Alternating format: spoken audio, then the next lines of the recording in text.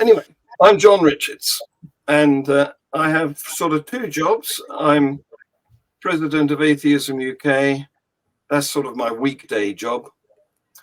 But I also have my own YouTube channel. I call it my own because I started it, but it's run by a team of people now from various parts of the world. But you need to go to FreeThought Productions on YouTube to see my personal channel. Terry, can we hear you? Speak. Hello, can you hear me now? Yeah. Well done. It was that old phone, obviously. Brilliant. Right. Terry, do you want to say a few words? Because I've introduced myself. Sure. Okay. An unusual meeting for us online. We don't like to do this. We had to do it during the lockdowns. The reasons for that are that our guest tonight apparently is controversial, but not to us, obviously. I'm hoping that anybody who wants a signed book tonight can get one on request through John, and using the chat to tell him which book you would like. More than one book. Next month we have on the second Thursday in December we have Chris French coming. He's gonna do a talk about the psychology of metaphysics belief. I ought to give the bad news first, really. I shall let you know that Mark Rice, who was ill last time we had a meeting, has unfortunately passed on. The details of his funeral should be coming through shortly, and we'll put it on the Facebook group when I find out what's happening. In January, we have Kevin Precious coming back. He's been here before, but he's refined his act at the Edinburgh Fringe, and apparently he's very, very funny. So we'll have a bit of a laugh that evening. February 2024, we have a panel session, and we're in discussion about the subject matter for that and who we're going to invite as guests. But we're going to have a 4-person channel, including a chairman for that one.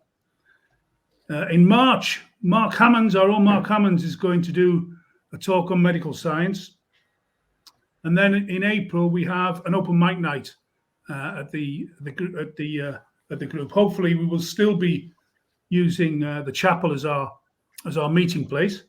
It all depends how well it goes over the next few months. May 24, we've got David Alnwick coming, subject to be decided. But he was at Barnsley a couple of months ago and was apparently very, very good. So I've got him penciled in for May 24. And that's our upcoming calendar. I'm going to go back to you now, John. Okay. Well, the program for this evening was outlined as a short presentation, video presentation by Lawrence Krauss. And this was something that we recorded at a meeting we held in the Midlands Arts Centre at the end of September, because I've been organising meetings. Back in June, we had one in London, and then in September, we had this one in the Midlands. They've both been attended by Lawrence Krauss, Richard Dawkins, and sundry other people of note, Mariam Namazi, Sophie Scott, who's the director of the Faculty of Neuroscience at University College of London, an ethicist, and Keith Porteous-Wood, the president of the NSS, various speakers we've had at these events. And what I was going to show you today, with your agreement, is a 25-minute presentation that Lawrence made in September. And it's on a subject which is very dear to my heart. It's about how it's okay, if you're a scientist, to change your mind in the face of new evidence, In fact, some people have been heard to say that science progresses best by being wrong and admitting it. Whereas, you know, theism doesn't. Theism hates to be wrong, to be criticized, to be challenged, because they already know all the answers. So are you ready for this video of how scientists, in science, it's okay to be wrong? Let me see if I can play it. Yeah, here we are. Okay.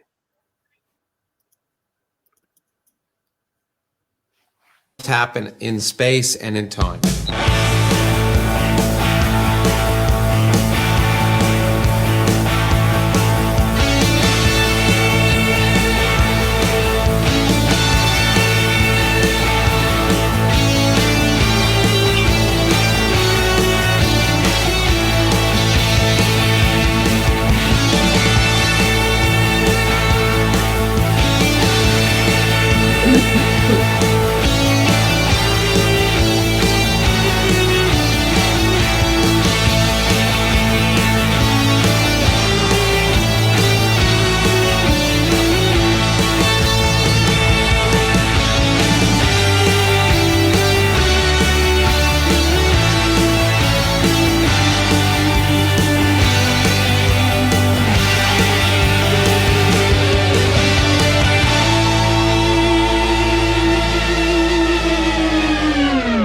And that's what makes physics so wonderful.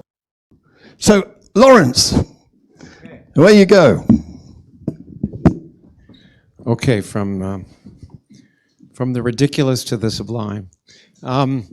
First of all, I forgot before. I wanted to thank Anthony and Miriam and Richard when I asked them to do this. They all have very busy schedules, and I was so pleased that they immediately said yes.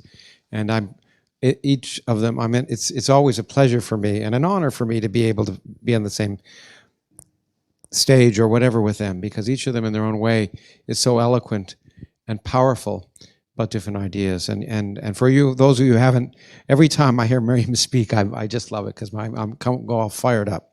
And it's incredibly important and brave, much braver than anything I do. So I admire all of them. So thank you all for agreeing to do this and take time out of your busy schedule to join us. I'm going to just spend a few minutes because I'm going to get to talk later with Richard. I thought I would talk about 3 examples, because science is the prototypical example of humanity's, in principle, ability to change our minds. It's not just an ancillary part of science, it's a central part of science. So I just picked 3 examples of this, and 3 case studies, and hopefully they're about 5 minutes apiece, and then we'll get to there. So let's just see if this works. Okay, I brought my own clicker this time for those of you who are in London. Okay, the first one is the static universe, which was, for eons, for a long time, the conventional wisdom in science was that the universe was static. It's reasonable because when you look out, the universe is the same day after day after day. And in 1916, Einstein brought us into the modern era with his general theory of relativity. I put this down. You all understand this, so I probably don't have to do. But it changed the world. It changed our understanding of gravity. That was 1916.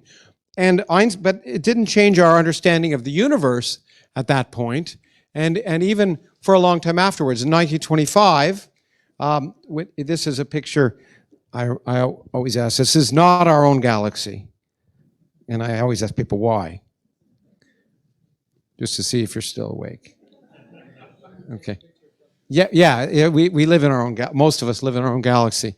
And this is the Andromeda galaxy. But by 1925, actually was about the time when Edwin Hubble first discovered the existence of the galaxies. But still, if you looked out at the other galaxies, our own galaxy, it's static. And the conventional wisdom was in 1925, less than 100 years ago, that the universe was static. And that was and Einstein was convinced of that, and so convinced that he worked on trying to understand how his theory of general relativity, which should be a theory of the universe, could describe a static universe. And he worked a long time to try and do that. Interestingly enough, however, in 1927, here's Einstein with Belgian priest Georges Lemaitre, who also is a physicist and an astronomer as well. they met, and Georges Lemaitre had actually solved Einstein's equations. So Einstein didn't, but Georges Lemaitre solved Einstein's equations for a universe that looked like the universe we live in, okay, with matter distributed as we would in our universe, and argued and demonstrated that it didn't allow a static universe. It required a universe, as he argued, that would expand. In 1926, he published a paper, which was later translated. It wasn't originally in English. He eventually called it the primeval atom. He showed that that general relativity required an expansion of the universe and meant, therefore, that our universe had a finite lifetime. Now, Einstein's response in 1927 was, your calculations are correct, but your physics is atrocious. Okay? But the great thing was that Einstein was ultimately influenced by data. This is 1929, Hubble's first measurement of the velocity of galaxies away from us as a function of their distance. And as often discussed, drawing a straight line through this data set is not rational at all, but anyway, he did it. And arguing that, in fact, more distant galaxies were moving away from us more quickly than closer galaxies. The first demonstration that the universe was, in fact, expanding. That was in 1929. Within 2 years, when Einstein again met Lemaitre at California Institute of Technology, he had changed his picture a lot. As he said, this is the most beautiful and satisfactory explanation of creation to which I have ever listened. Okay, in 4 years, changed his mind completely from something he was definitive about and rather offensive in his words to Lemaitre, and changed it so much that, in fact, he wrote a preface for Lemaitre's book, The Primeval Atom, and helped translate Lemaitre's paper into English so it could be published for the rest of the world to see. The idea being that this conviction that we lived in a static universe, which had driven Einstein for all of the period between 1916 and 1926, was changed in a moment by good theory supported by good evidence. It's interesting, by the way, that Edwin Hubble never accepted the expanding universe, in fact, in spite of the fact that he proved it. But that's another example of a very important law of science, which is, as Max Planck once said, physics proceeds one funeral at a time. But so this is the first example of my bunch, that we're willing to change our entire picture of the universe for a little bit of evidence. What a remarkable thing. Next one.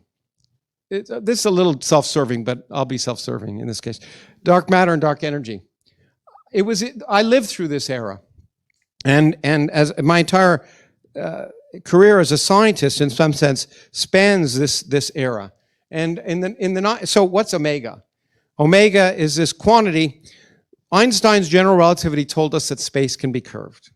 And so once you know space can be curved, the question is it curved? And it turns out a three-dimensional space can be so-called closed, like a three-dimensional version of a sphere, or so-called flat, which is not like a pancake, but a flat universe is one in which the x direction always heads in the same direction. It's perpendicular to the y direction, which is perpendicular to the z direction, and they're always pointing in the same direction. It's the universe you think you live in, a flat universe, or an open universe. And it turns out that depends, because Einstein said the geometry of space is determined by the amount of matter in the universe. So therefore, if you could determine the amount of matter and energy in the universe, you would determine the geometry of the universe. And omega was just a Greek letter that represents whether the universe is open, closed, or flat. If it's much less than 1, the universe is open or negatively curved. If it's greater than 1, the universe is closed, like a closed sphere. It closes in upon itself. Space will turn back in on itself. And if it's flat, it's just this universe we thought we lived in. And all of the data, we add up the amount of matter in the universe by counting galaxies and counting the number of stars in galaxies, and we know the mass of the sun, and just doing an accounting of what we can see in the universe had definitively established by 1972 or so that the total amount of matter in the universe was roughly 1 to 2% at most of what was required to produce a flat universe. So the conventional wisdom was, at the time, that the universe is open.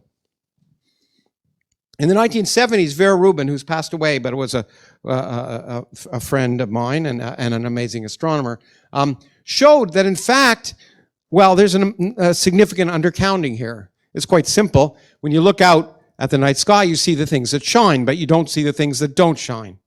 And she showed, by a very interesting methodology, and other people as well, she wasn't the only one, that in fact there's much more matter in our galaxy than you can see, which is not surprising. You know, the universe, it's filled with snowballs, theologians, whatever, they don't shine. And so she demonstrated by using Newton's laws that in fact there was much more matter in our galaxy than you could account for here. In fact, almost perhaps 10 times as much matter in our galaxy as you could account for adding up all the stars and hot gas and everything that shined. Okay? Well, that's interesting. Then, in a seminal theoretical paper, Alan Guth demonstrated that you could kind of only understand the early history of our universe, most likely, if there was this period called inflation that I'm not going to go into, but one of the predictions of inflation in general, although it turned out it was malleable, was that we live in an exactly flat universe today. The history of the universe would only make sense if the universe was exactly flat. That was very powerful and convinced theorists like myself that was the only sensible universe. Observers were a little more picky because they said there's no evidence of it. But the things began to change because, look, there's at least 10% of the density of the universe and much more than we see. And surely, if there might be enough dark matter to account for everything. And in fact, what we discovered, lo and behold, was when we looked at dark matter in other galaxies in the 1980s and measured the mass of clusters of galaxies and larger systems, lo and behold, the amount of dark matter increased. And now omega was at least 0.2. So all evidence suggested, and certainly by 1990, the conventional wisdom was that there must be enough dark matter to make the universe flat, because it's certainly getting larger and larger. But cracks begin to show. And in 1995, we showed that a flat universe requires something crazy. And I'm going to show, I think I'm going to show a picture here that from our 1995 paper, which really doesn't matter. I mean, the details. But we said, look at all the observations of cosmology. And this is omega matter. This is a flat universe here. And this is the Hubble expansion rate, the rate of the expansion of the universe. Measurements had showed that this quantity h had to be above this dashed line. And we said, look at something called Big Bang nucleosynthesis, the way the abundance of elements was determined in the early universe. Look at the age of the universe, which was this. This was a very serious concern. The age of the universe appeared to be too old to account for a closed universe.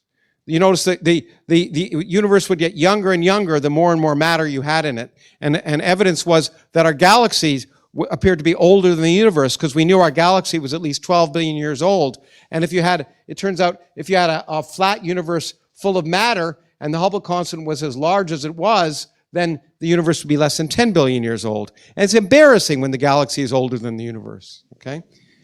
And then there were other things. There was a clustering of matter in the universe. There's a cosmic microwave background. This was a lower bound. The lower bound I told you about basically now had been moved up to 0.3. Omega matter was up here. And what we argued was that all the data was inconsistent with a flat universe with omega equal 1 and a Hubble constant equal or greater than the value had been here. In fact, the data was only consistent in this small region with a flat universe if omega matter was about 0.3 or between 0.3 and 0.4, and that meant something else had to have the energy that would be necessary to make the universe flat. Now, when we proposed this, I didn't believe that the only way you could get all the other energy, if you'd added up all the matter, was to put energy in nothing, if empty space had energy. And this is an absolutely insane idea. It's one that Einstein came up with, but he discarded. But it's ridiculous. It's patently ridiculous. And part of the intent of that paper was to show that you were driven to absurdity, and therefore some of the data must be wrong. Okay? That was at least what I thought. I thought, you're driven to a contradiction. Something must fundamentally be wrong with the data. Okay? And I lectured on this around the country. People smiled and ignored it because it is ridiculous.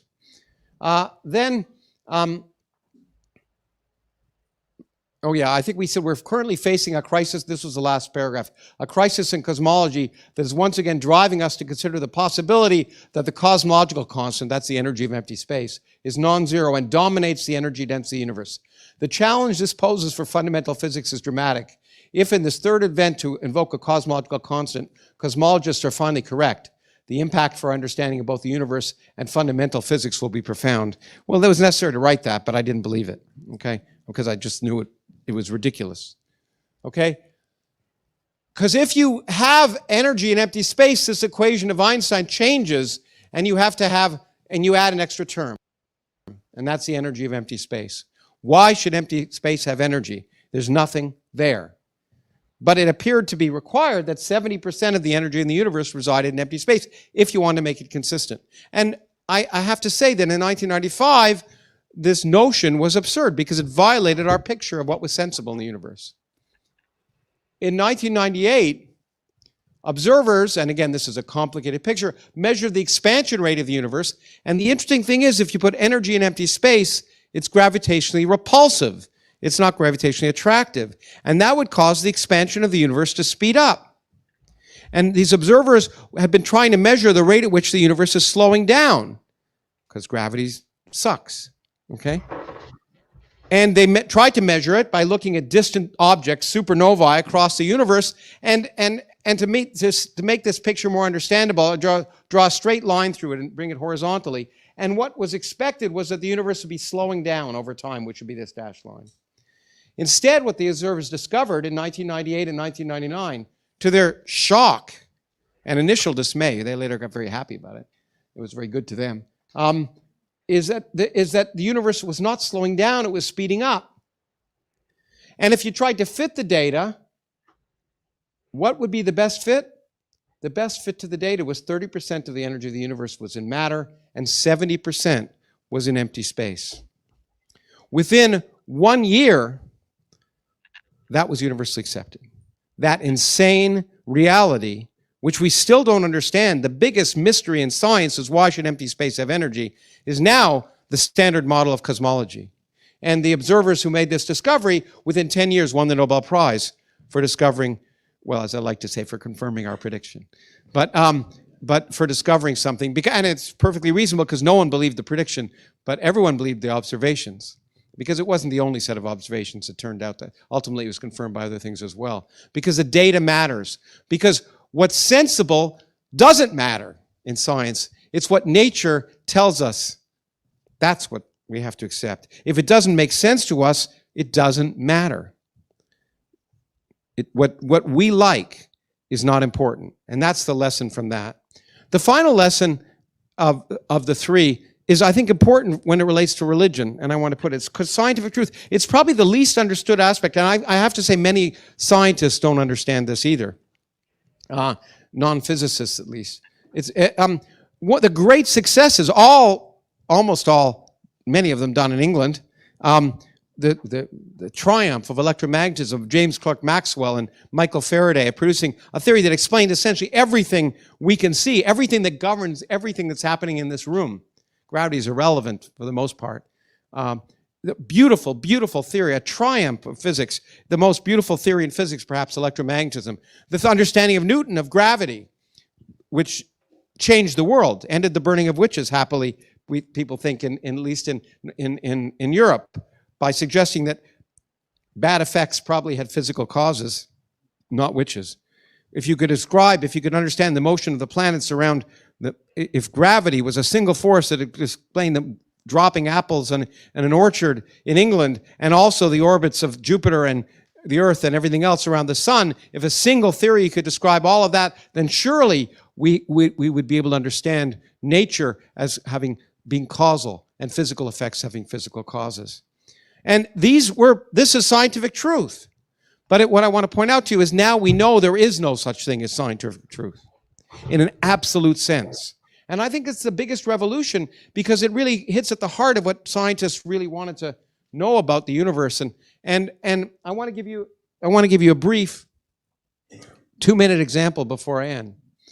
And that's this theory, the quantum theory of electromagnetism, which which tells you how electrons relate with light. This is a Feynman diagram. It's the best theory we have in nature. And I want to give, it's the best tested theory in nature. If we measure something called the magnetic moment of the electron, we calculate it in theory. And here's the experimental measurement of, let's see, that's the theoretical prediction. This is the experimental measurement. There's nowhere else in nature, from fundamental principles, we predict a quantity to 13 decimal places that agrees with experiment. There's nowhere else in science where this can be done. There's no better theory in nature where fundamental principles of the interaction of particles, of electrons with photons, can give you a prediction, and that it can be tested against experiment, which is done with unbelievable precision. There's no better claim to scientific truth than quantum electrodynamics, but it's not true. We know it's not true in a fundamental sense because it doesn't describe nature on all scales. We know that, and in fact, the seeds of that lie in the theory itself. The theory predicts that, in fact, in addition to the particles that make up an atom, protons and electrons, there are these virtual particles popping in and out of existence all the time, on a time scale so short that we can't see them.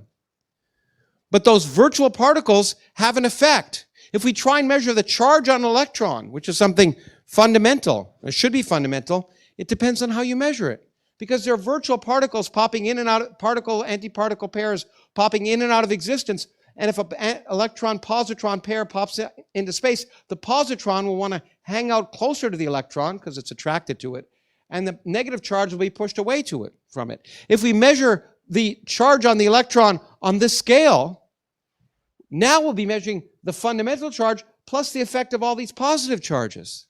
The charge on an electron will depend on the scale at which you measure it. The theory, which has something called the fine structure constant, is not absolute.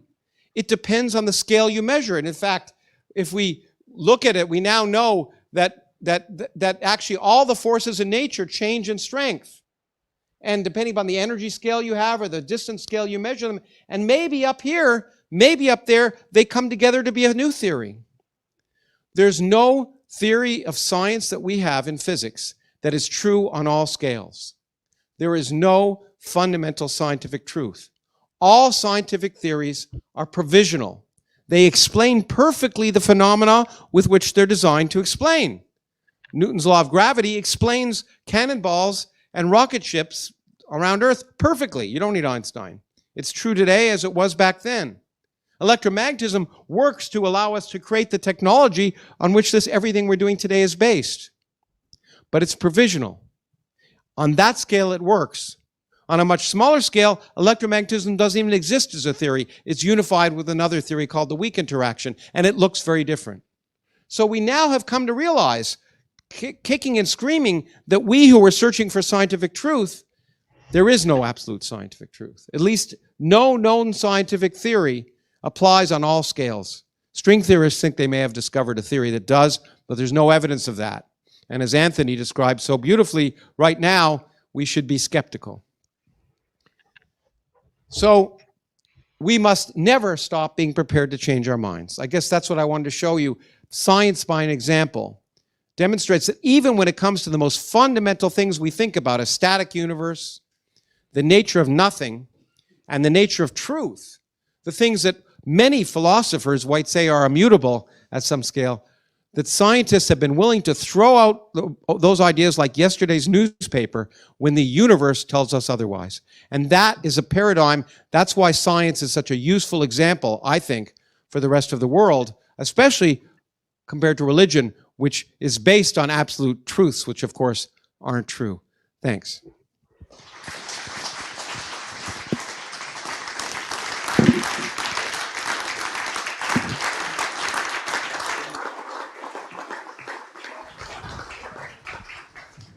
Thank you, Lawrence. Are your minds blown, or is it just me? Yeah, so there you go. I like to, because I get involved in a lot of debating with theists, and I like to say that observations trump thoughts. And that's completely the reverse from the way they see the world working. And I've got a little clip from, because later on in that event, Richard Dawkins interviewed Lawrence. And I thought you might like to see a little clip because it follows on from the outcome of Lawrence's little presentation there when he explains that data rules, basically. The universe doesn't have to do anything to please us. We're the ants trying to understand it. So can I play you this clip from the later event? It's only 55 seconds, but it's the start of the next item in that particular agenda, where Richard talks to Lawrence. Here you go. Everything's absurd in modern physics, isn't it? in the same sense. I mean, Yeah, you're right in the sense that you're absolutely right. Modern physics has taught almost everything is absurd when it comes to conventional wisdom and common sense. It's taught us that common sense is not to be trusted. you have to go to the actual data. You have to go to the data and ask if common sense is consistent with the data, and you should be willing to accept. And I think, as you probably said, it's not surprising that common sense doesn't work, because common sense is evolutionarily based, and it's based on the things that got us successfully reproducing for 1 million years, and not on understanding the universe. And the biggest surprise is that it somehow has led to a species that can. It's hugely surprising that it's led to a species that can. There you go. So do any of you have a comment that you'd like to make?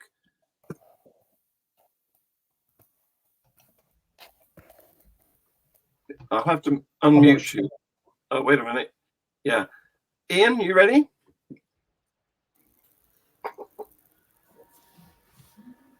Well, Lawrence isn't here, is he? No, not yet. He's coming in 20 minutes. Yeah, I've got lots to say about what Lawrence said there. I mean, the basis of my question is that, in fact, almost everything he said there, he said in 2006, and obviously said it all again in his book in 2012.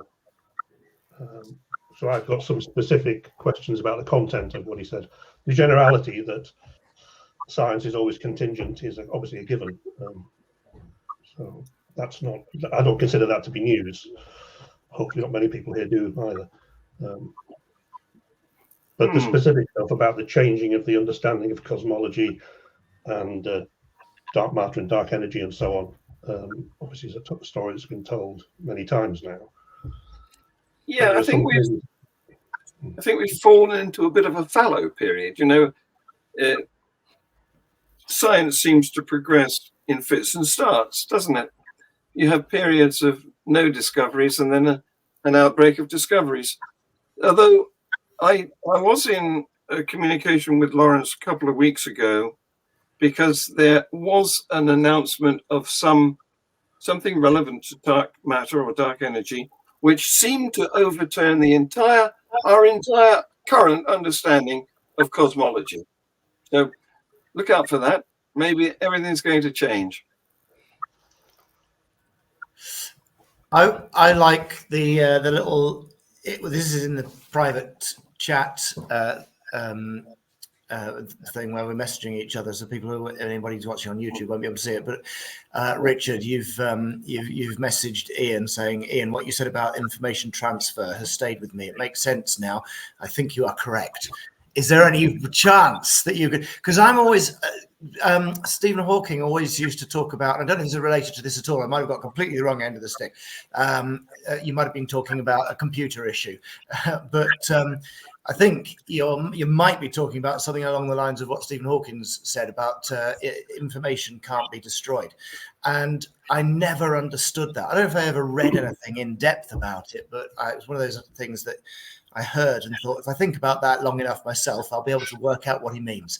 And surprisingly enough, I couldn't.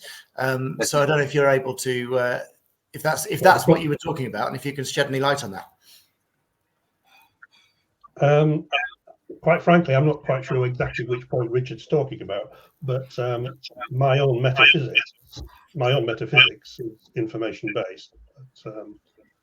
And So what exactly does that mean, information based? I mean, for instance, you know, I realize it doesn't mean the stuff that's in a book or something like that, but if you put an flammable item on a fire and it is destroyed into ashes, what information survives that process? Or I recognize we're talking about something very different from the day-to-day Well, okay, meaning of I'll information. use your example.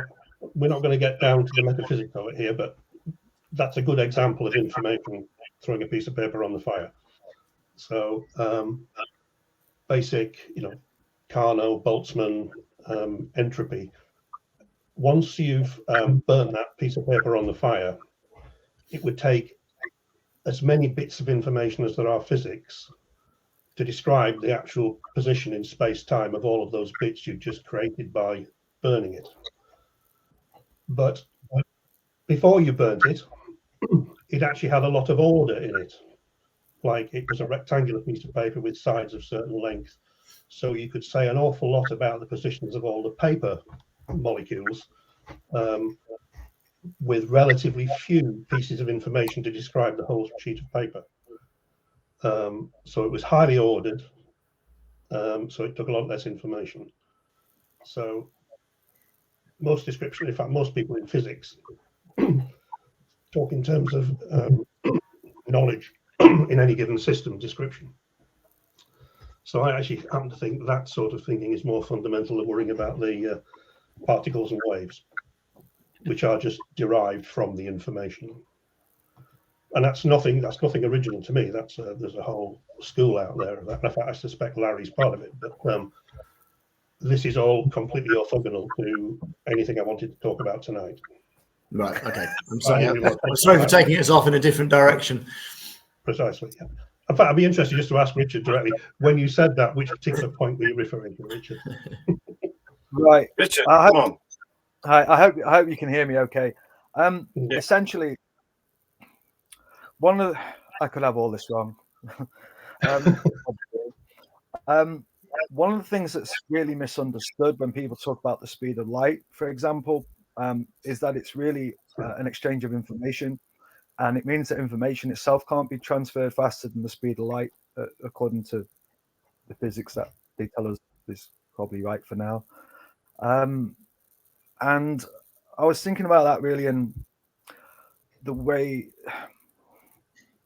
those signals, it is the information. It might be how, you know, the kinetic energy of something, how hot the molecules are, and so on. It is all information. I don't quite know what the difference between energy and information is.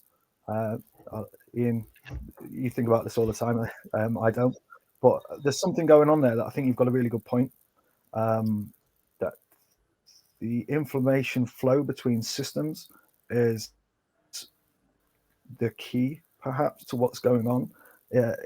Systems, things can't interact without exchanging information, and it's the same problem we get with Schrodinger's cat. It's the same thing we get with spooky action as at a distance, and quantum entanglement, which can you ask Lawrence about? We can in about 15 minutes. I think. But I there's want to ask something something relevant to the talk I've just given. So going on there, and it is information.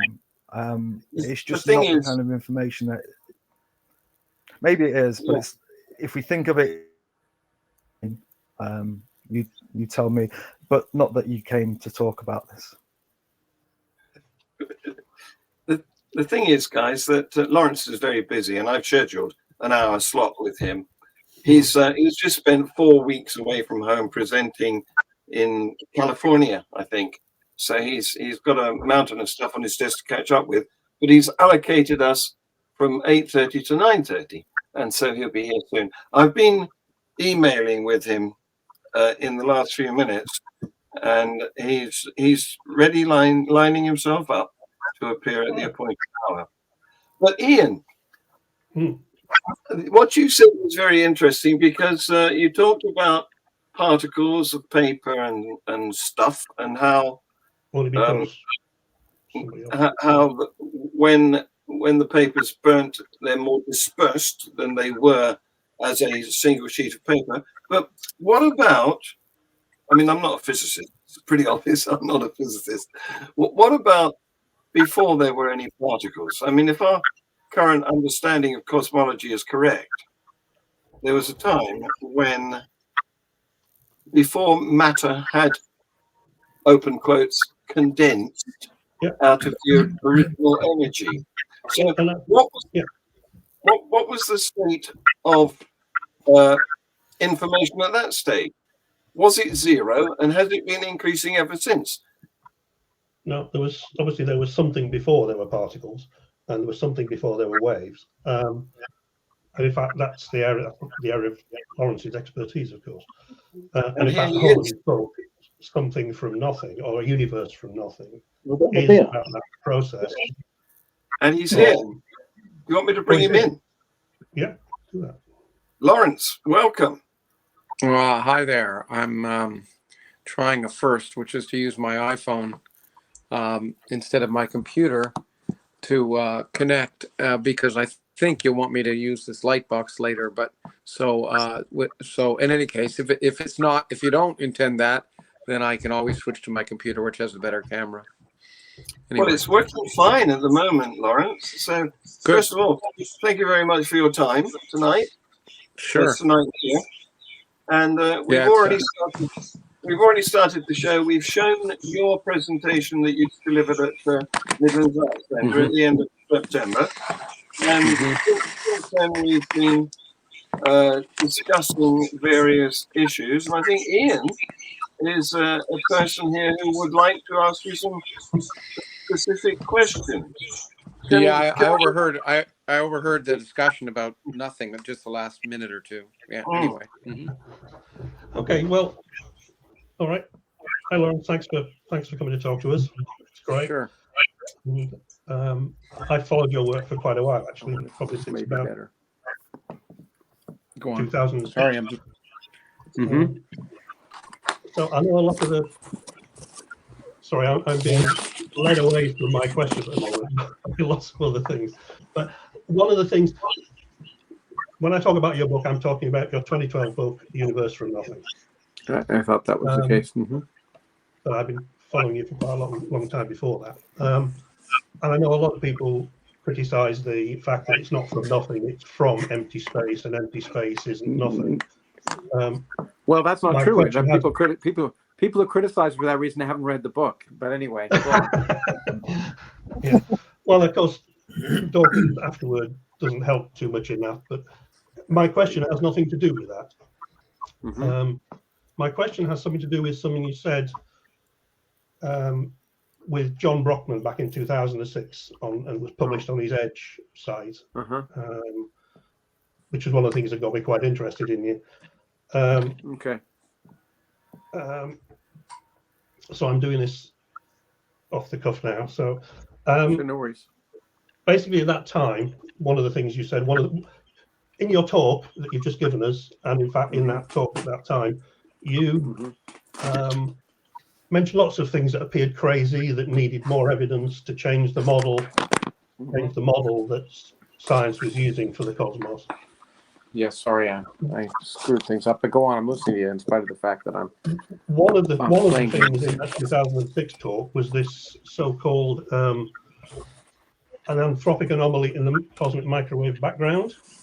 Yeah. The one that you said was absolutely crazy. It was Copernicus come back to haunt us, that the actual observations appeared to show some correlation with the Earth's ecliptic around the sun. Yeah. And in the book, which you wrote then sort of 5 or 6 years later, there was an awful lot about CMBR in your story of the evolution of the universe. That was one of your sources of lots of information. And in fact, you also, unlike a lot of people, addressed quite a few anthropic topics as well. And a lot of people dismiss anthropic points, but in fact, you've addressed quite a few, which was quite impressive. So my overall view of it was fantastic, except that I noticed when I got to the end, you hadn't addressed that one particular point. So I have a very simple question, which is, are you still haunted by Copernicus, or have you found a rational or plausible explanation as to why the data shows that correlation with the Earth ecliptic.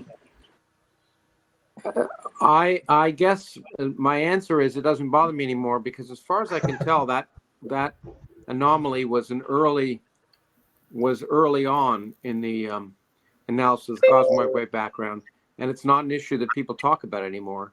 So I suspect the correlation with the Earth ecliptic was just an anomalous, accident of early data analysis. I haven't heard any CMB people talking about such a correlation since then. So I'm assuming it disappeared, but I could be wrong. I just it was originally discussed early on, and it was early on in the stage of the microwave background, and I don't I do know that the dipole, which is an over hot spot, cold spot in the microwave background, goes in the direction of our flow to essentially the center of the Virgo cluster, a large conglomeration of mass in our supercluster. But nothing in the WMAP results, or since that time, which is really actually Planck is the newest sort of version of the overall global. And as far as I know, Planck never reported any kind of correlation of anisotropies in the around the Earth's ecliptic. So I think that was just an anomaly of initial data analysis, maybe in WMAP or maybe even in COBE. So you don't know of any positive statement that observations have shown that it's not there, but just the fact that nobody is reporting it now, you suggest that it was just an anomaly. Well, if Planck had, and my argument is based on the following: when Planck came out, it was a new telescope that did a lot of new things, and it tried to improve on past analyses. If it had measured such a correlation, it would have been, if it had reproduced such a correlation, I'm virtually certain it would have been a key factor in the discussions of Planck. And I don't know of any such discussion. Now, that may just be my ignorance. So you shouldn't take it 100%. Nothing you should ever take at 100%, even when I say it. But so my assumption is that Planck didn't reproduce any kind of correlations with the Earth ecliptic, and it would certainly be a strange coincidence. On the other hand, even if it was there, it doesn't necessarily mean anything. It has to be correlated with, if there is a plane, it's some plane, and there could be instrumental reasons for why it would be correlated based on the motion of the satellite.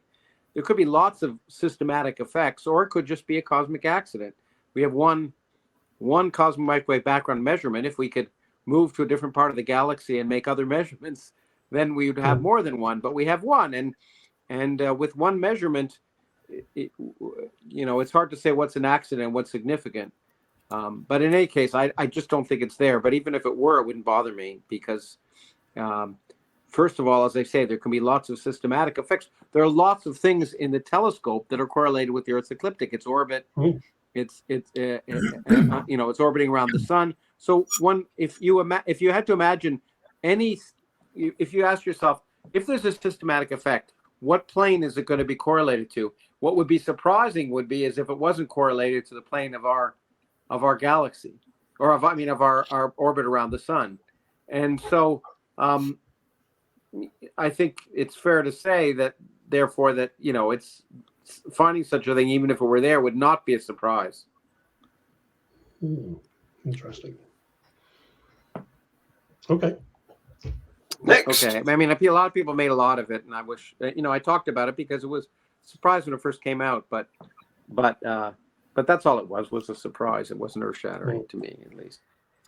There was some expression of sort of mild dissatisfaction, Lawrence, about all of the information. I'm losing half of what you say, John. I don't know if it's my problem or your problem, but all I hear is the beginning and end of every sentence. Oh, right. Well, you're coming in strong here. Can you hear me now? Now I can hear you. Yeah, I can hear you now. I'm nearer the microphone. That's always a good thing.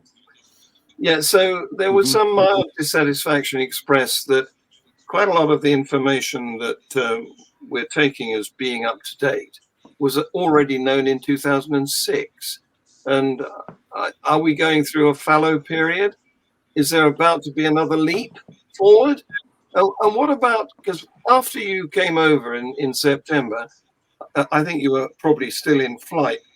I sent you a link to some famed discovery about, was it dark energy? And it was purported to be about to completely redesign the cosmological knowledge, our understanding. Every time you read such a thing in the newspaper, you should assume it's wrong. Yes. It's the way people sell. Well, first of all, it's the way newspapers sell their articles, but secondly, it's the way universities and other researchers try and publicize their results. And nothing can be important unless it's revolutionary. But all the claims that the Big Bang was in deep trouble, are much ado about very little at this point.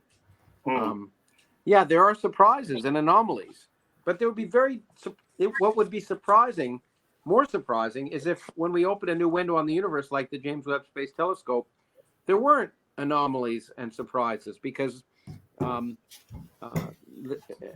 our understanding of our own models and how to use them is often limited, and we need data to give us direction.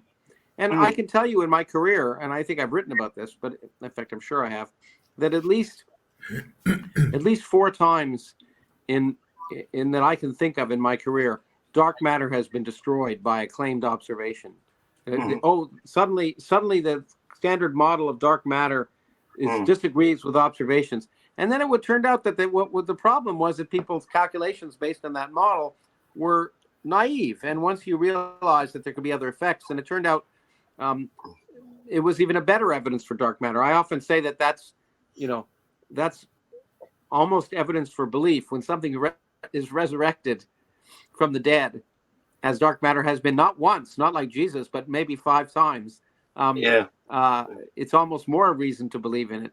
In any case, I think, so claims of the demise of the Big Bang are exaggerated, to say the least.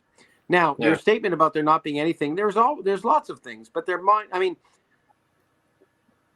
when we put up a major new instrument, we expect that's when there are developments, and the James Webb Space Telescope is giving us developments.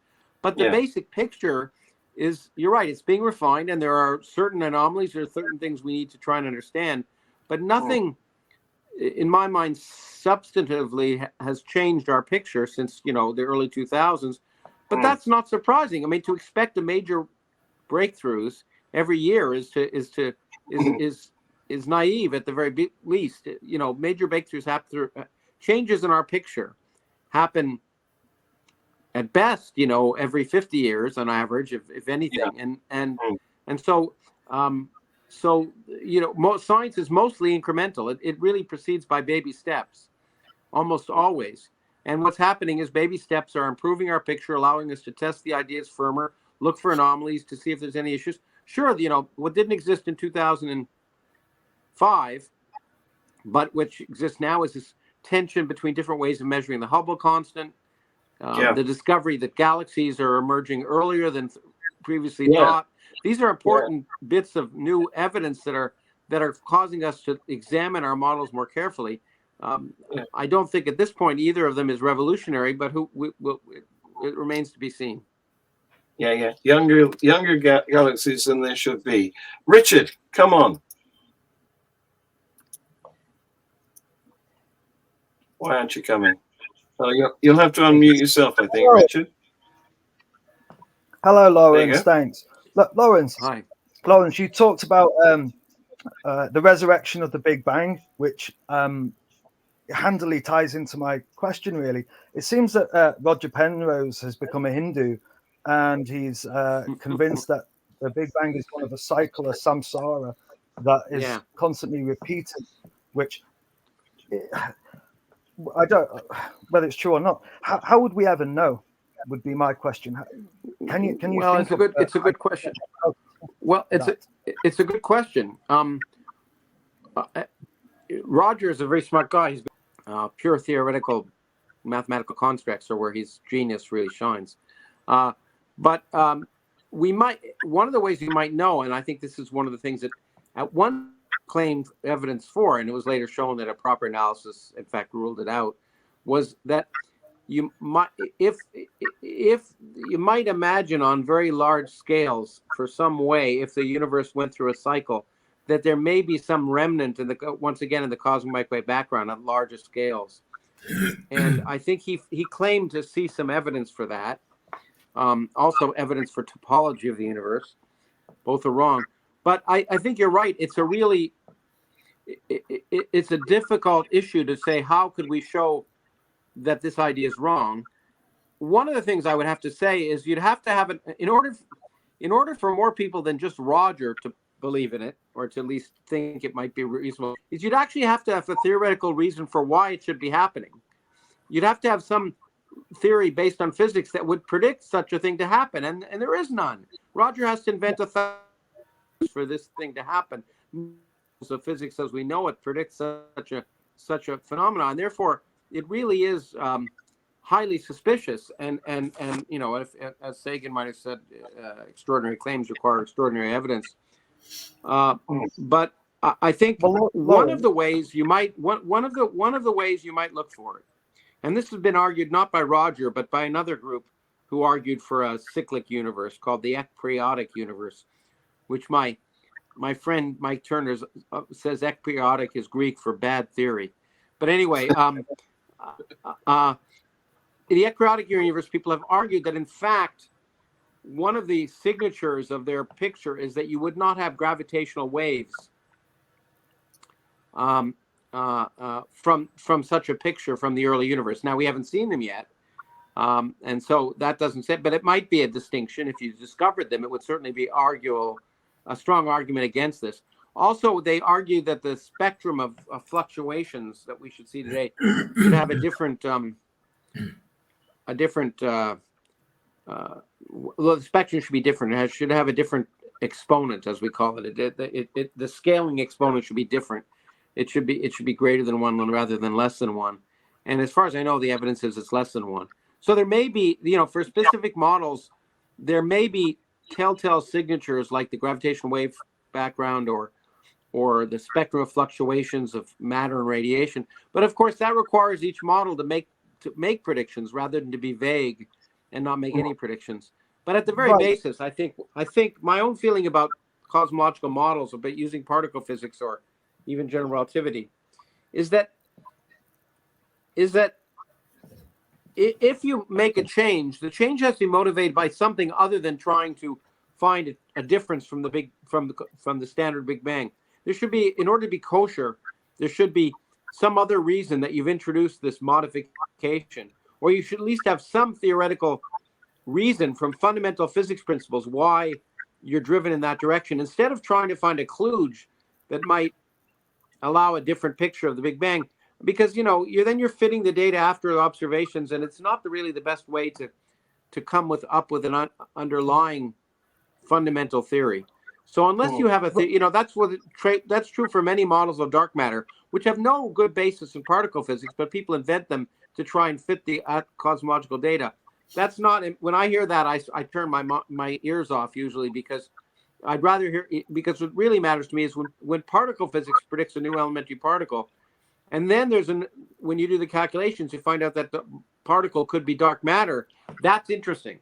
But I can invent every hour. I can invent a particle dark matter if I'm interested only in inventing something that fits the data and doesn't have any fundamental theoretical motivation.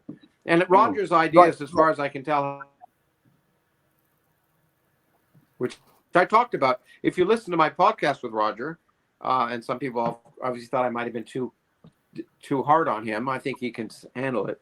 You'll see I have that very issue that comes up at the end of our podcast. Well, thank you, Lawrence. If I understand then, what you're saying is that really what we need is some predictions to be made, and then find observations that fit predictions. Well, that's, I mean, the theories that don't make any predictions are not particularly interesting in science. But moreover, they have to be well well-motivated predictions. You know, you can't just say, well, I'm going to imagine the universe had a bounce, and if it did have, you know, and I'm just going to skirt over all the other problems and I'm going to predict this. Something has to be internally consistent as well as making predictions. And I'm reasonably convinced in my own mind that everything that Marger's talked about with his bouncing universe is not internally consistent with the physics that we know at this point. Doesn't mean we're not, you know, there may be something new, but right now it's not motivated. So it's being able to be predictive and also being based on some underlying physical theory that makes sense. Which leads me to a follow-up, if I may.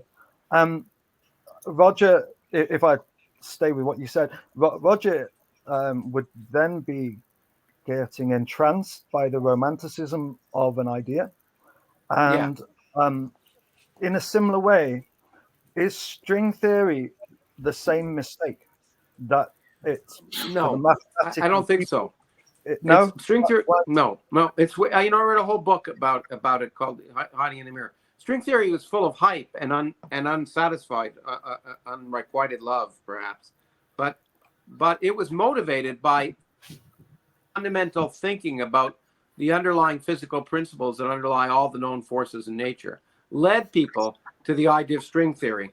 But I think what you're absolutely right is that the conviction that some people have that string theory is the correct theory of reality is motivated in many cases by their underlying passion and romanticism. But on the other hand, you look, if you're going to work 20 years on a physical theory, you probably have to believe it's right, as long as you're willing to throw it out when you find out it's wrong. Could that be the reason why we're stalling? Because it's so enchanting. It's a hard problem. We're stalling because it's a hard problem. It may take 500 years to get it right. To expect major developments, we've been incredibly fortunate and perhaps spoiled in the 20th century by the developments that overwhelmed and changed our picture of the universe completely. I think to expect that to continue to happen at a rate of every 10 or 20 years is to probably be overly optimistic at best. So recommendations to work hard is not going to cut it. Well, I mean, work hard and just keep plugging away. You never know. Thank you, Lawrence. Sure. Terry, you wanted to come in. You'll have to unmute yourself, Terry, because I can't do it. You've done it to yourself. Thanks for coming to join us, Lawrence. It's been interesting. I've been looking at the video that you produced in Birmingham, and I didn't notice anything there in physics or cosmology that you could point to that said scientists have changed their mind because of any product of string theory. Is there anything at all in string theory that's made scientists change their mind in physics? Well, it's made some scientists change their mind. The question is whether it's made everyone change their mind. I think it's caught. Look, there's two things that string theory has pointed out that are very interesting and has caused people to suspect something they may not have suspected before. One of them is the calculation of entropy of black holes, that the entropy of black holes that is due to Stephen Hawking, that it may have a fundamental, that we may be able to understand that from fundamental physics principles, and therefore understand the information loss paradox, is at least, I think, it's given people hope. So all string theory has done is given people hope of certain things. The other thing is the unproven, but empirically correct in many cases, at least testing theories, this idea of what's called duality, that the physics of one system, of a very specific system in any number of dimensions, say n dimensions, is identical to the physics of a system in one less dimension, where in one case you say you have just pure gravity, and in another case you have something called a gauge theory. That duality, that Maldacena conjecture, has allowed people to solve, to explore and find new ways to solve other outstanding problems in physics having to do with the strong interaction, where you cannot what it allows you to do is to map a theory with a strong interaction where the interactions are so strong you can't calculate, and map it onto a system of pure gravity where you can calculate. And for certain very specific and very special systems in a small number of dimensions, this allows you to perform calculations you couldn't perform before. So what string theory has done is give people a new way of thinking about how to perform calculations in certain systems. But in terms of our fundamental understanding of the universe itself right now, it hasn't forced us to rethink. It's offered new opportunities. It's given a new framework for the multiverse, for the anthropic principle, perhaps. So it's given new possibilities, but it hasn't forced us to change our picture yet of what the universe that we live in. It just says, well, maybe it's more strange than we even imagined before, but we don't know for sure. I'm going to bring Peter. He's trying to get on the studio, but we're full, I'm afraid. So I'm bringing Peter's question on the screen. Okay, it was on there for a little bit and then it disappeared.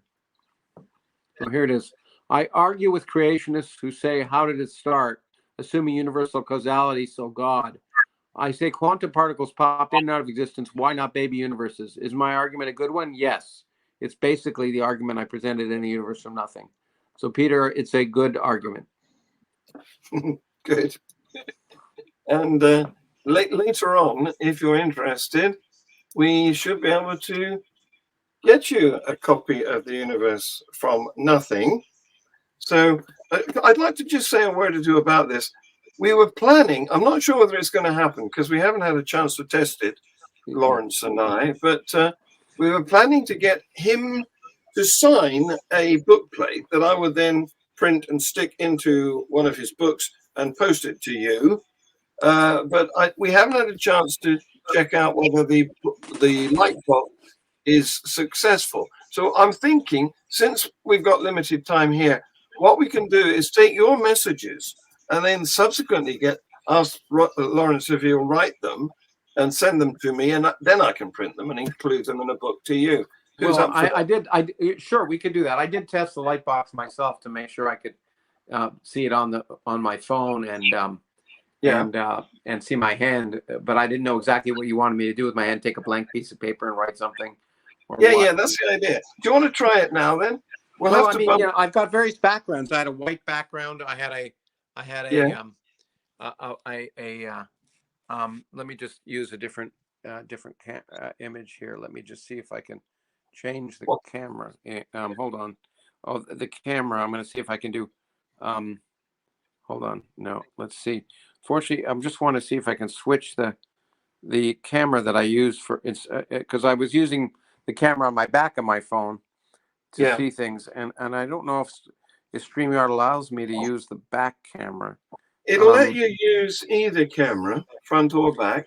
Yeah, how do I do that? I can't really see how with that. I'm going to try camera again, but it turns my camera off, and that's not what I want. Okay, maybe try more. Oh, settings. Okay, let's try this. Camera. I got it. Okay, I'll try the back camera. Here we go. Just try. You need to link above. I try the back triple camera and see what happens. Okay, so there it is. Yeah, so here's the light box. I can, and so I can, my hand is there in the light box. And I'm using this background. There's lots of other backgrounds I can use. I could have a white background or a black background. In fact, white would probably be best from the point of view of grabbing. Well, isn't it appropriate? I have a white background here. Yes. I can't. I wish I could somehow. When I was doing it before, I could actually zoom in with my camera. Well, maybe I can do that. Hold on. I might be able to do that myself. Let me just. Okay. What you could do, you see, is use. I think you were using your desktop or laptop before for your face and for talking to us. No, I wasn't. I was using my phone. Oh, were you? Okay, so you've only got one link. But because I thought because I only have one because I specifically thought that you want me to do what I'm doing right now. No, what you can do, you see, if you're on a laptop or a desktop or a tablet, you can use that for cam and mic of your face, and then also have your phone on this same URL that I've sent you from StreamYard. and we'll have two pictures from your end. One of Well, this, let me try one that. one of this light box where you can write in, and one of your face where you can speak to us. Okay, I know. I'm just going to try. Hold on. So if you just Yeah, get yeah. your, I got to open Chrome on my. Yeah. Just hold on. A yeah, second. you understand. Yeah. Let's see what we got here. See if it lets me do both. So you've satisfied Okay, Peter. entering the studio. Yeah, yeah. It may not from the same IP address. We'll see. Maybe it does. Okay, I'll enter the studio that way. Yep. No, but now you see it's now showing the same thing. It's showing the same Well, thing. Oh no, no, there I no, am. There I am. no. You're right. There I am. There I am. The trouble is that it's also showing both mics, but anyway, so it should be showing. Yeah. So what I need to do is unmute. There you are. Right. I've muted your hand, the light box, and I've unmuted your face camera. Okay, So- and I'm gonna lower this. Right now, I can hear you in both things, so I'm just gonna Yeah, it would be a good idea to turn off turn off. I just turned off the the speaker on your phone on my or phone. on one of the No, I devices. turned off the speaker on my camera. Okay, doesn't matter. One or the other. Yeah. Okay. So if you've got a piece of paper, you can put into the light box, and then we'll ask somebody to tell us what to write. So I don't know whether you guys have got anybody you want to make a Christmas present to, or if there's anybody who you'd like to dedicate one of Lawrence's books to, because you've got a choice. It's either A Universe from Nothing, which has got a lovely little quote from Stephen Fry on the front. Probably the most readable, exciting, and authoritative writer on science we have. The new Lawrence Krauss book always goes to the top of the curious mind's wish list. So there's that one. That's the greatest story ever told. So far, why are we here? And there's this one, The Universe from Nothing, which has got a quote from Ian McEwan. Here is the essential, engrossing, and brilliant guide. And this one, Anyway, The Universe from Nothing, has an afterword from Richard Dawkins right at the end. Instead of a foreword, it's got an afterword right at the end. So is anybody interested in one of these books with a signed dedication? it's no worries if no one is. It's just we now know it works for the future. Yeah, this is an experiment. I can write on this, yeah. Yeah. Okay. So you can write one to me. Okay. Let's see. It's going to be sideways on this, but that's okay. Unless I turn my camera the other way. I could maybe turn my camera the other way. But I can flip it anyway. Okay. Yeah, let's just see. Oops, my camera's going to fall in the hole. This is experimental technology. You're seeing it here for the first time, guys. Okay, let's see. So please write. You started. Okay. Yeah, I did. Oh, you were waiting to record it for 4? No, keep going. You're doing well. What sorcery is this? Yes, indeed. Who said that?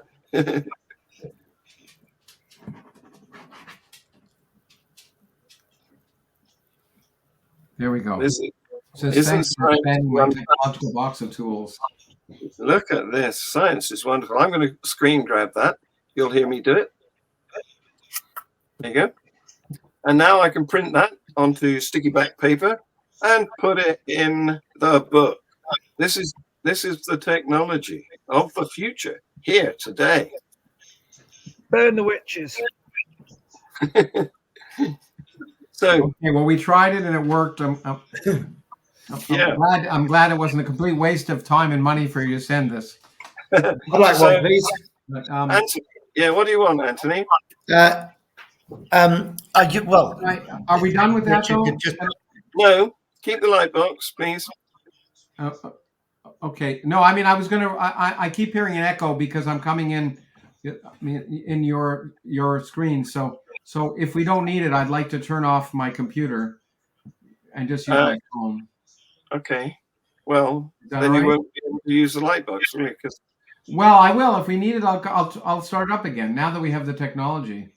okay. Yeah. Okay.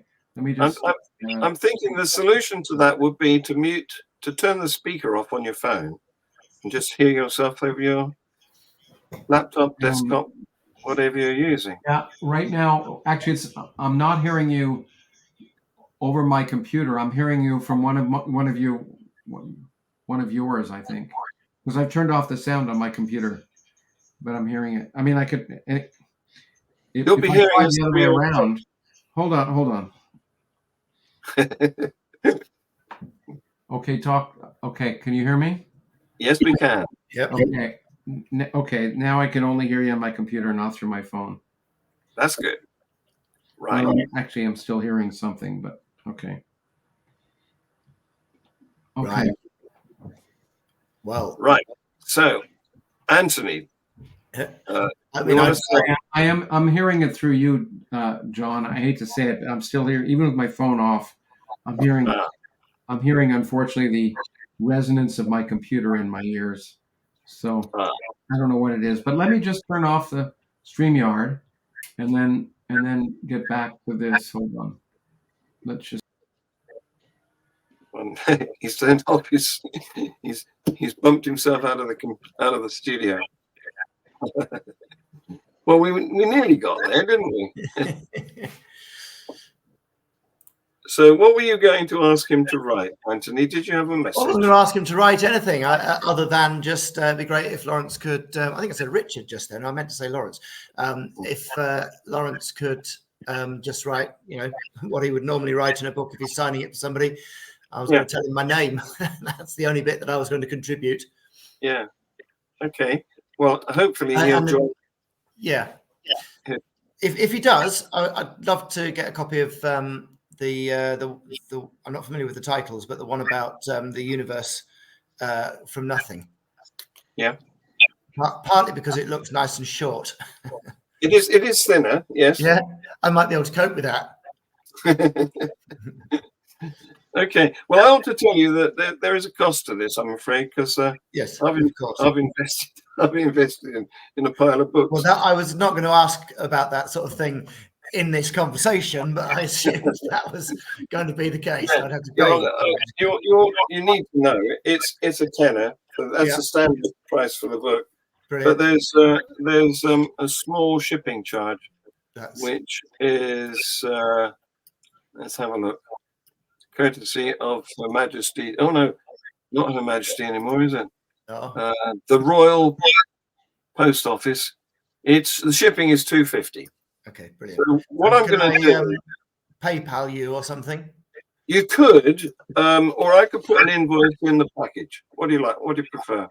It's entirely up to you. Whatever's easiest for you. It's dead easy for me to. I'm going to invoice. I'm going to trust you and invoice you then. Okay. Yep. Great. So you need to tell me. You need to put an address in the private chat, please. Right. We'll do. I'm not sure I trust these other people who are in our private chat with my address. I'll tell them you said that. By the way, while I'm waiting for this to happen, I don't know if any of you have got kids or grandkids, but I've also got a little book for children, which is written by the former vice president of Atheist Alliance International, Bill Flavell, and it is beautifully illustrated thanks to Midjourney. The AI picture gadget. Yeah. So this is called True or False, and it helps very small children to start thinking critically. So if you're thinking of giving a present to a child or grandchild, I recommend this.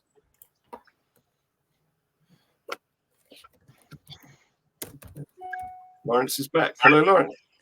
Okay, so that should work now. And now I should be able to see what I'm doing here. Sorry.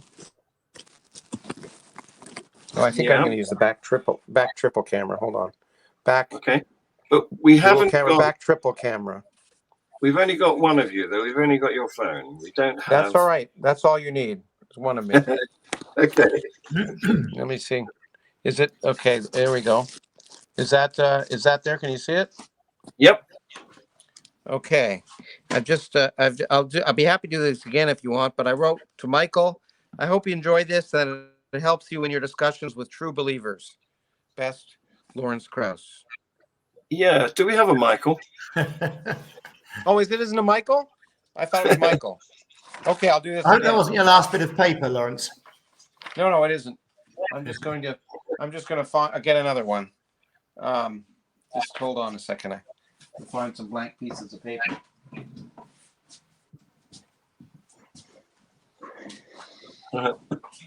Right. So I've got Anthony's address. That's great. Anthony, is that who it is? Yeah. Yep. No H. Okay, no H. Antony. Correct. Yeah. Okay, let's do this together. Let's do this again. I have a new piece of paper. Let's try this. Here we go. Okay.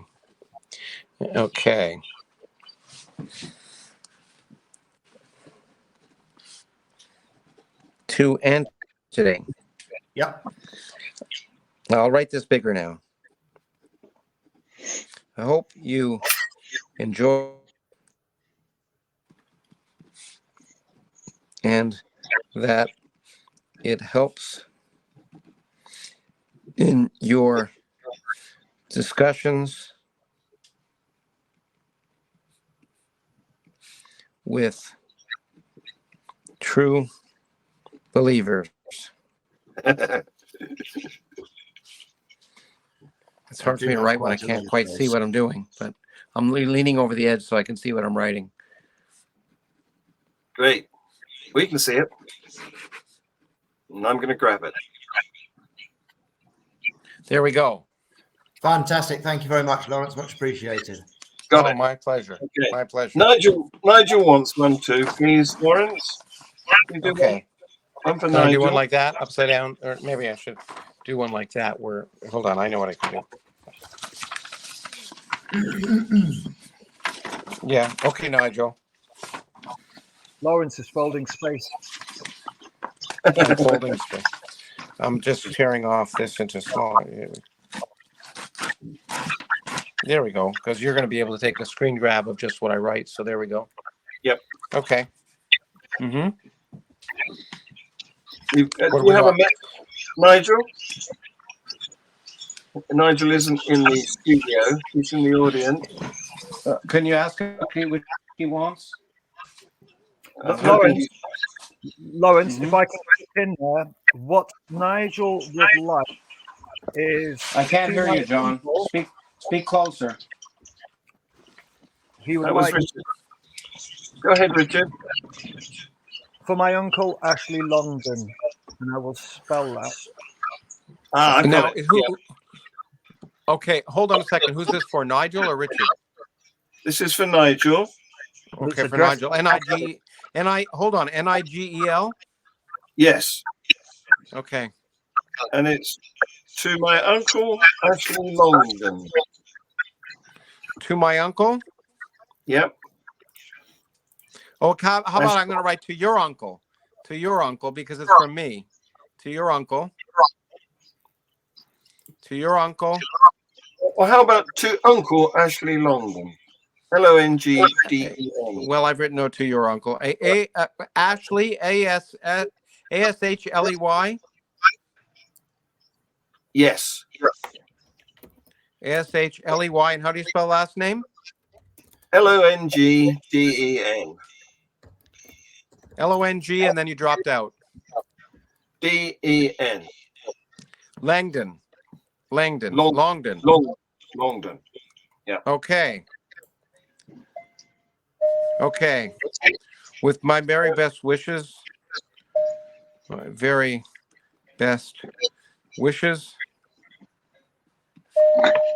Lawrence Krauss. So I need an address to send that to, Nigel. There you go. Take the screen grab. Great.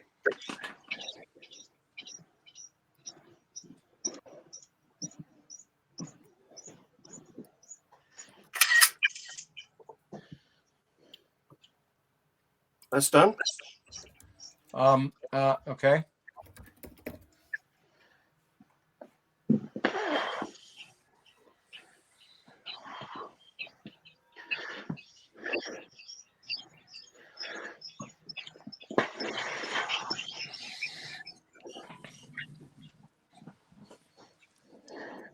Anybody else? Yep. Going once, going twice. Yes. No. Yes. Okay. There are someone two. else?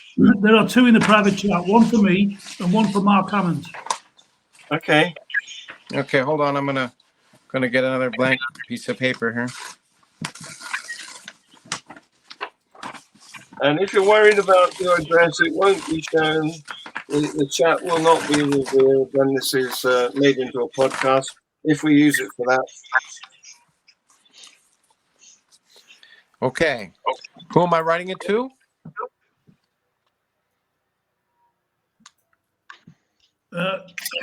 This one, the greatest story ever told, is for Terry, and any old message will do, Lawrence. Okay. And who for Terry? Did you say Yes, Terry? Terry. Okay.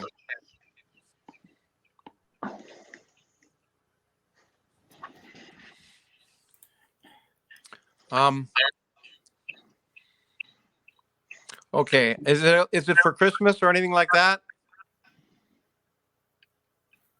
Terry, you're muted again. Is it a holiday gift? Why not? That'll be fine, Lawrence. Okay. Oh. Okay. I'll write this. Unlike the usual greatest story,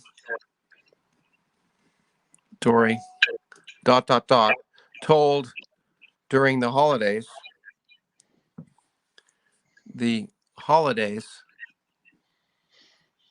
this one is true. Perfect. Best, Lawrence Krauss. There you go. Thanks for that, Lawrence. Perfect. Thank you. You got it, John? Yep. Just about to. Hang on. Won't go. I hadn't got it. I have now. You got it now? I got it now. Okay. Okay. And just one for Mark Hammond. Okay. Now, who's the next one for? Mark Hammond. Okay. How about I just write to Mark? Is it M-A-R-K? Yeah, that's fine. Okay. To Mark. And which book is it? Universe from Nothing, is it? Okay. That's the one. Okay. Let's see. I like to do something different to everyone, so let me think what I'll write here. Okay, I know what I'll write. I hope this book provides a lot of happiness from nothing. Neat. Best. I'm going to grab it while your hand's still there. Okay, you want to have my hand grab? Okay, you got it? Authenticity there. Look at that. Job done. Okay. Are we done? Anybody else? Could I have one, please? Who's that? It's Steve. Steve. Hello, Steve. Oh, John. Would you like to Okay, tell us Steve? what? Say what you Yes. like. Yes, Lawrence, it's from my 12-year-old grandson, Wow. Joseph, and it's for Christmas. Okay. And which book? Sorry, The Greatest Story Ever Told. I've already got the other one. Okay. Okay. Okay, to Joseph, right? Yes. Okay. So it's the same price, Steve. That one is a tenner Yeah, okay. and then $2.50 shipping. Yeah, that's fine. Okay. Let me tell you what. I'll write this and I'll read it for you. I think Griff wants one too.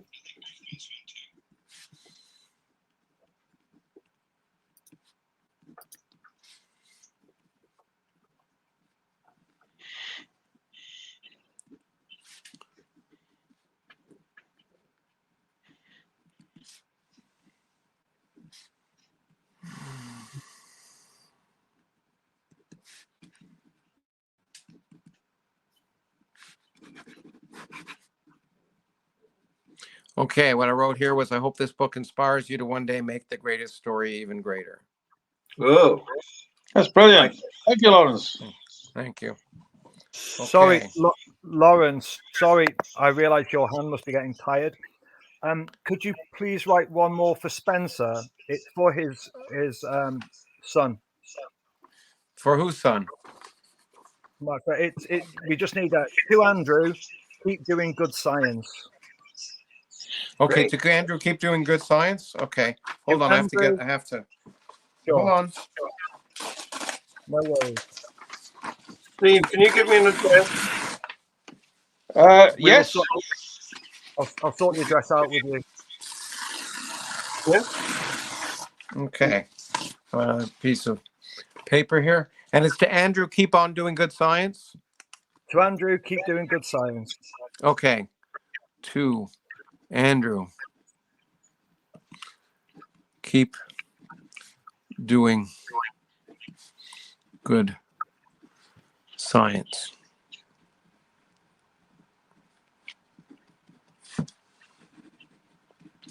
Excellent. There you go, Spencer. There you go.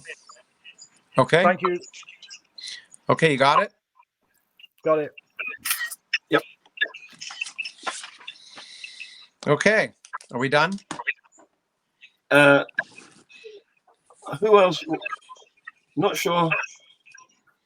I still need some more addresses. Otherwise, I've got nowhere to post these to. I will sort Spencer's address out with you. Oh, Griff. Griff is saying. Don't forget Griff. Griff is Can we there write? too. You want Can we another write one? Yes, please. Yeah. For Griff. Okay. What's your Hold on. message, Griff? Griff's message is it's just slipped out the chat. Let me just go back up. Griff's message to Griff, that's How do you spell it? GRIFF. G-R, G as in Gordon? Yeah, Yep. Gordon. R-I-F-F. Hold on. Correct. G-R-I-F-F, right? Correct. Okay. There's a lot And of which book is it? it's a universe from nothing, and it's to Griff, a book from nothing. I'm sorry? To Griff, a book from nothing. Okay, great. I'll be happy to do that. I like that.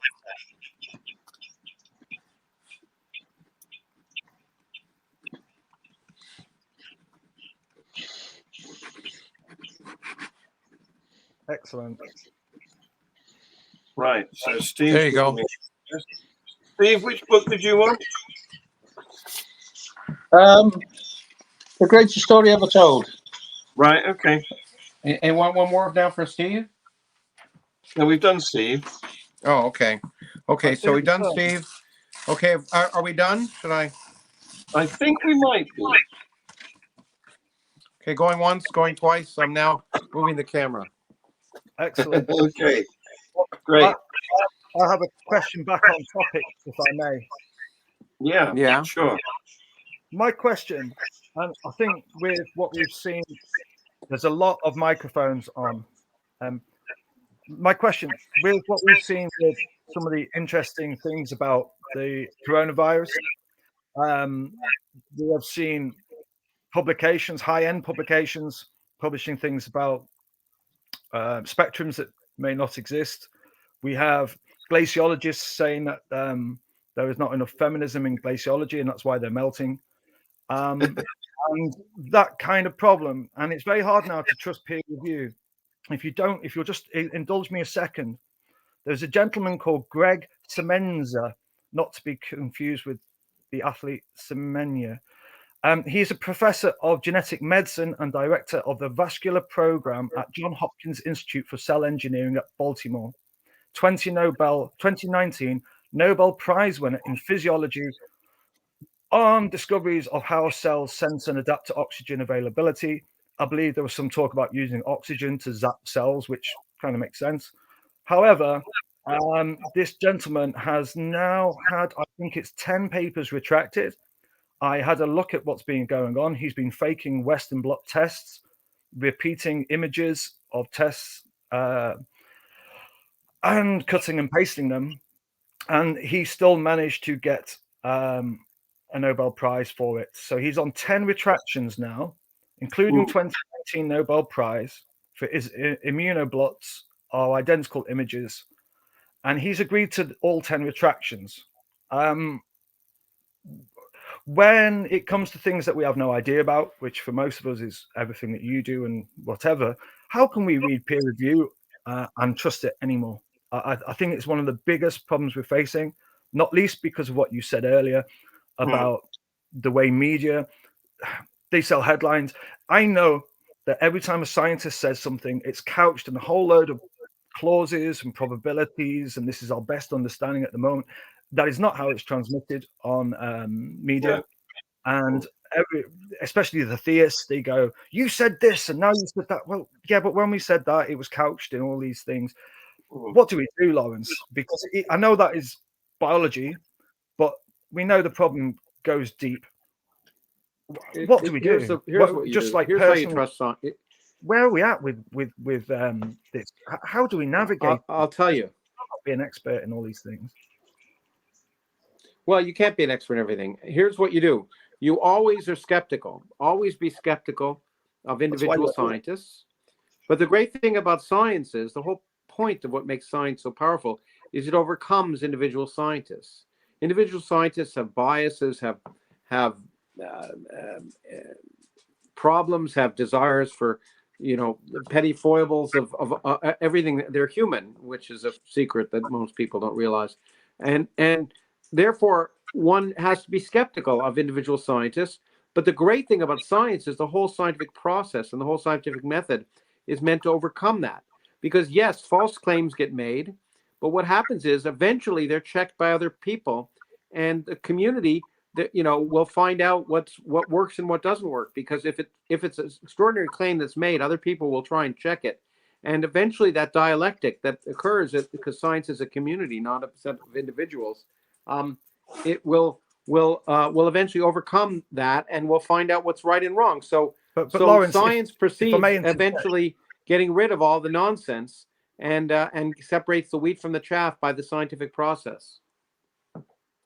Right. That would be exactly how I'd expect it to go. But these things are getting published, and okay, part of the publish is further levels of that is your peer review, and people get to critique it. But these problems are not being spotted early enough that they're getting the Nobel Prizes. And well, I don't know about this case about the Nobel Prize. That surprises me greatly.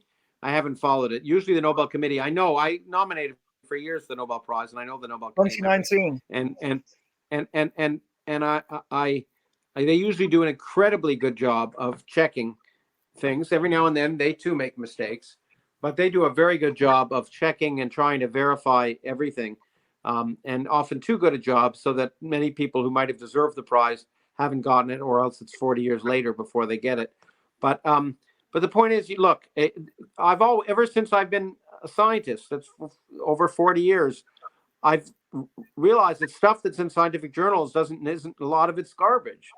And so you have to ask yourself, when you read something, does it force me does it force me do everything I know about the universe so far? Is that an agreement with what I'm reading here? And if it isn't, it should tell you to be highly suspicious of what's being measured and what's being claimed. We have to be skeptical of scientific journals, just like we have to be skeptical of newspapers and the internet. Not as much, perhaps, But bottom line is, if it seems too good to be true, it usually is. I'm going to push back again, and it's not at you; it's at the system, perhaps.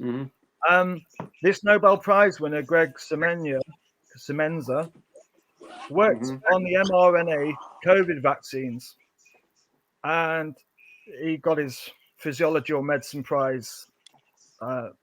What do we do? Because it's exactly that system that they use to tell us what is efficacious. Hold on, is this the person who just won? Hold on, there are two people who just won the prize for mRNA. This isn't one of them, right?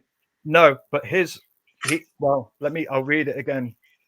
Nobel Prize winner and work within the mRNA COVID-19 vaccines. It is true that his Nobel Prize in 2019 was to do with cancer, nothing to do with mRNA. But these people are tied into a social community where it must be very difficult for a PhD student in these situations to turn around and make valid concerns known. I would imagine it's a lot easier in physics than it is in something like medicine. Where because there's a lot less money involved. That's the great thing about physics. There's a lot less money to be made, so you don't see people. It happens, but you don't see people fabricate the results as much in physics because there's less money in it, and that's why pharmaceuticals and biology have a lot of more problems. One of the many reasons why I'm glad I'm a physicist and not a but look, it's a problem. The bottom line is you can feel comfort in the realization that whenever anyone publishes a result, the rest of the community actively tries to show that they're wrong. Right. Yes. But if I may, I'm okay with that. I'm a skeptic. And I understand that all these things that you guys say, whatever scientists are couched with these terms, I'm concerned about the meta problem, if you wish, in terms of social confidence in the system. And what I'm seeing out there is a general collapse in people's faith, if you wish, in the system. And I'm worried about what that means for science communication. I'm worried about how it impacts politics and social programs. And I'm really worried. I used to be a teacher, and I worry about how it's distorting the view of science in the minds of children who are not really taught skepticism very well. And I am seeing, as you probably have seen, there's a lot more people talk about I'm spiritual, and they're looking at alternative medicines outside of the Western paradigm and all of that stuff. That's my concern. It's not this particular thing. It's not that people like yourself are not rigorous and okay with being corrected. It's for the normies out there. They see this and they go, "Oh, we can't trust anything anymore. It's fake." But do you know what we can do? We can trust those chicken entrails to tell us the future. And think that honestly, you might not see it. You're in your. No, I see it. I see it, and there's a problem, and it's a problem we all have to deal with, hopefully by communication. But it's a huge problem. Science is not trusted like it used to be, and I think it's a huge problem. One of the biggest problems in society right now, and like all big problems, there's no easy solution. Yeah. Thank you. Yeah. But there is this Look, book. I'm going to have to go in a minute. If it's okay with you all, I'm going to have to head out because my dogs need to be fed, and they're walking back and forth, and they're about to. And my cat is soon going to start howling because they normally get fed a few minutes ago. And so, if it's okay, I'm going to bow out. Is that okay, John? Yeah, that's fine. You've been wonderful. Thanks, Lawrence. Okay. Thanks, Thank Lawrence. you all. Thanks for trying the new technology. I appreciate it, and hope it all works for you. And and it's great that John's light box that he sent me. Appreciate it. Thanks for the good questions, and we'll all talk again sometime. You take care. Bye bye. Bye bye. I know. What a nice man.